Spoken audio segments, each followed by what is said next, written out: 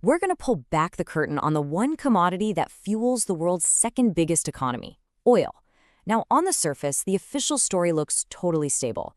But as you're about to see, the reality is a crazy high-stakes game built on secret ghost fleets and one single, incredibly fragile choke point. First, just try to get your head around this number, 11.2 million barrels of crude oil.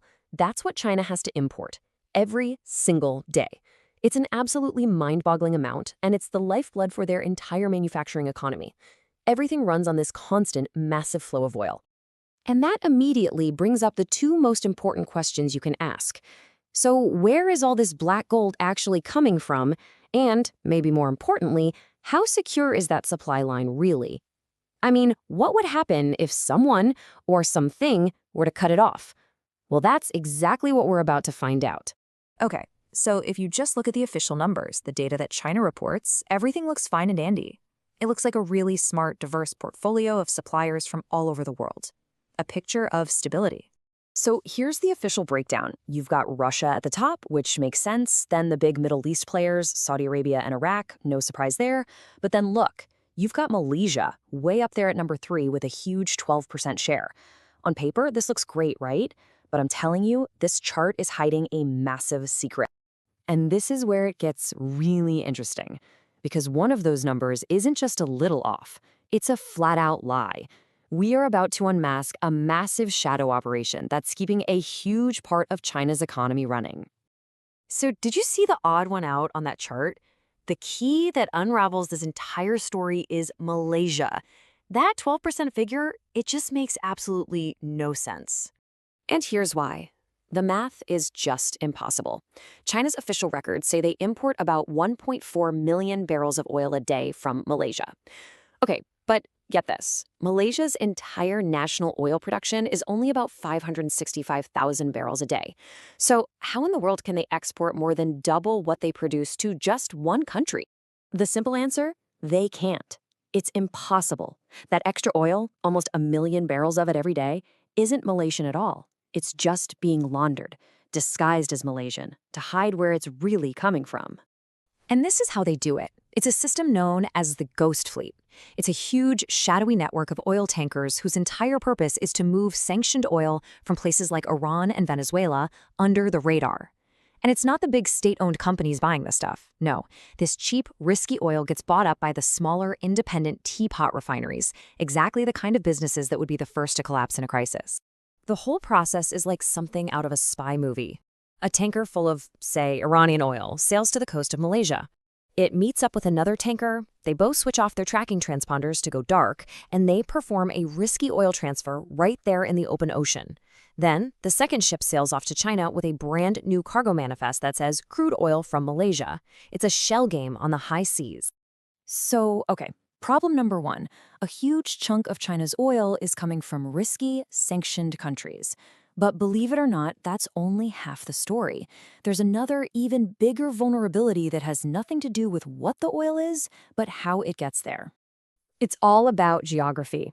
Think about it. It doesn't matter who your supplier is if the single highway you need to use to get the stuff can be blocked easily. And when it comes to oil, China's main highway has a massive, unavoidable traffic jam waiting to happen. That's the number, 80%. Roughly 80% of all the oil China imports by sea, from Saudi Arabia, from Iraq, from Africa, even that ghost oil from Iran, all of it has to squeeze through one narrow passage of water called the Strait of Malacca. And that 80% figure has been called, and this isn't my term, this is from military planners, the single most important statistic in modern warfare. Because in a conflict, that strait is China's Achilles heel. If you can control that strait, you can essentially turn off the lights in China. Now, you're probably thinking, okay, but China knows this is a problem, right? And you'd be correct. They're acutely aware of it. They call it their Malacca dilemma. And they have spent billions and billions of dollars building overland pipelines through places like Pakistan and Myanmar to try and bypass the sea. So the big question is, did it work? Well, the numbers tell the story, and the answer is a hard no, not even close. You see their daily need right there, over 11 million barrels. And the total combined capacity of all those fancy, expensive bypass pipelines, it's less than 1 million barrels a day. It is a tiny fraction of what they need. It's basically a rounding error. Is a perfect way to describe this situation? China spent a fortune building a backdoor to escape the problem. But the backdoor is just way too small for the elephant of their economy to fit through. At the end of the day, they are still overwhelmingly dependent on the sea. So now we can put all these pieces together. We can basically throw out that official supplier list because it's meaningless. It's time to redraw the map, not based on where the oil comes from, but on the cold, hard reality of risk. We have to stop thinking about it as Russia versus Saudi Arabia. The real way to see it is safe-ish routes versus what military planners would call kill zones. The safe routes are the overland pipelines. The kill zones are those maritime choke points that can be shut down in a heartbeat.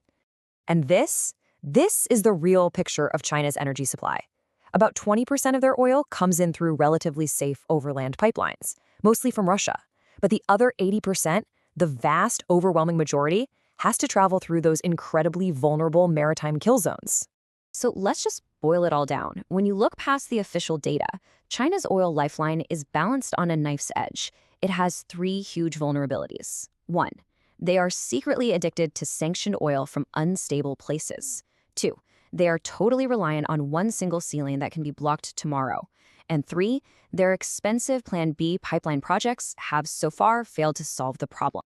And all of this leaves us with one final and, frankly, pretty sobering question. With an energy supply line this fragile, built on deception and so dependent on a single point on a map, if a major global crisis were to break out, how long could the lights in China actually stay on?